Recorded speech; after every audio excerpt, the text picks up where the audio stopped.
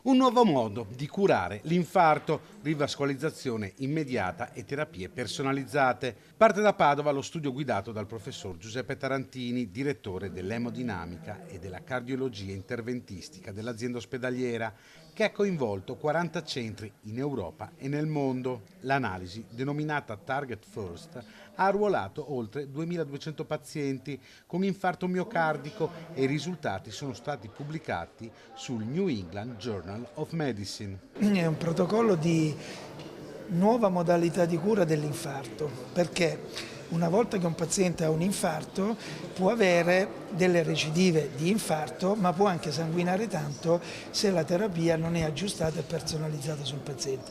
Questo nuovo protocollo è rivoluzionario perché sistema non solo la lesione responsabile dell'infarto, ma anche le altre lesioni che incidentalmente troviamo nel paziente, tutto durante la degenza, quindi non c'è nessuna rateizzazione delle ulteriori rivascolarizzazioni da fare al malato. In più personalizziamo la terapia togliendo l'aspirina dopo un mese e questo ha ridotto il 50% i sanguinamenti e le riammissioni in ospedale per sanguinamento. È un nuovo concetto di rivascolarizzazione. L'indagine introduce infatti un approccio innovativo, e cioè la rivascolarizzazione completa e precoce, una strategia che prevede di trattare tutte le arterie coronarie malate entro 7 giorni dall'infarto, una cura immediata e personalizzata.